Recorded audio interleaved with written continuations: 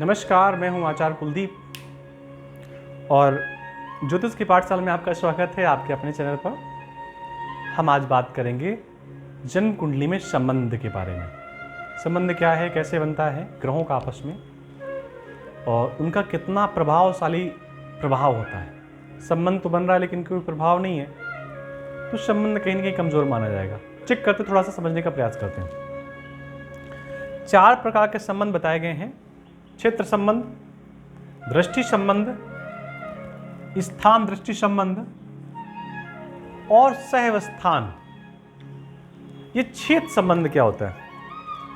क्षेत्र संबंध का मतलब है जब 2 ग्रह एक दूसरे की राशि पे बैठे हो तो उसे क्षेत्र संबंध कहते हैं। समझते हैं, चंद्रमा बैठ गया शुक्र की राशि पे और शुक्र बैठ गया चंद्रमा की राशि पे, इसे क्षेत्र संबंध कहते हैं। और संबंधों की श्रेणी में सबसे पावरफुल संबंध होता है क्षेत्र संबंध। अगर 2 ग्रह आपस में एक दूसरे के भाव में बैठे हैं तो इसे बहुत श्रेष्ठ माना जाएगा, बहुत अच्छा माना जाएगा। दूसरा संबंध बताया गया दृष्टि संबंध।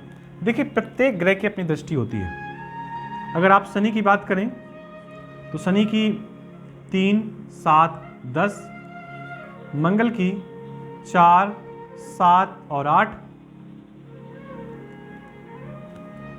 गुरु,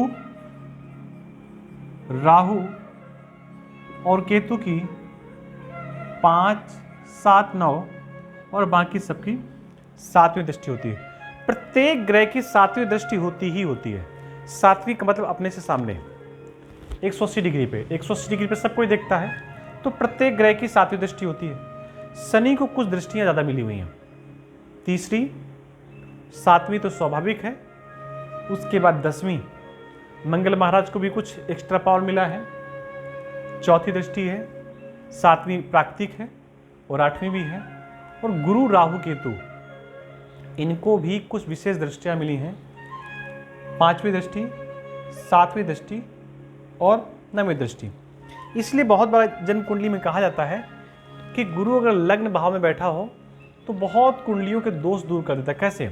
यहाँ बैठेगा तो 5वीं दृष्टि से शिक्षा को देखेगा, संतान को देखेगा, 7वीं दृष्टि से पत्नी को देखेगा, परिवार को देखेगा, व्यापार को देखेगा, 9वीं दृष्टि से भाग को देखेगा, पिता को देखेगा, धर्म को देखेगा।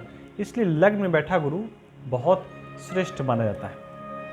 तो दृष्टि, कोई भी ग्रह, अब मालूम पड़े ये बुध की राशि है और बुध भगवान यहां बैठ गए तो ये 7वीं दृष्टि से अपने भाव को देख रहे हैं। ऐसे संबंध को दृष्टि संबंध बोलते हैं। आगे होता है स्थान दृष्टि संबंध। स्थान दृष्टि संबंध का मतलब क्या है कि जैसे यहां पर गुरु बैठ जाए और यहां पर बुध बैठ जाए तो बुध अपने घर को भी देख रहे हैं 7वीं दृष्टि से और पूर्ण भाव से गुरु महाराज को भी देख रहे हैं और गुरु महाराज भी अपने घर को भी देख रहे हैं और पूर्ण दृष्टि से बुध को भी देख रहे हैं। यानी कि एक दूसरे के घर में भी बैठे हैं और एक दूसरे को देख भी रहे हैं। तो कितना बड़ा पावरफुल ये संबंध बन रहा है। गुरुजी कह रहे हैं कि आप मेरे घर पे बैठे हैं, मेरे घर को सुरक्षित रखना, मैं तुम्हारे घर को सुरक्षित रखूंगा। ये भाव आता है। एक संबंध होता है सहवस्थान संबंध। जब 2 ग्रह, मालूम पड़े शुक्र के साथ यहां पर मंगल भी बैठ जाए। अब मंगल शुक्र का प्रभाव क्या होता है उस पर नहीं बात करेंगे, लेकिन जब 2 ग्रह एक साथ बैठ जाते हैं तो वैसे संबंध को सहवस्थान संबंध कहते हैं।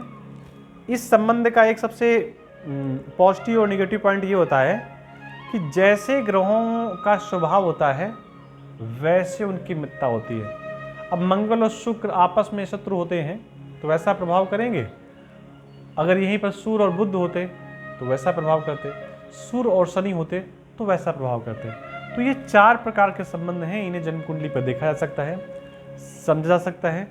मिलते हैं किसी नई जानकारी के साथ, तब तक आप सबको राम राम, नमस्कार।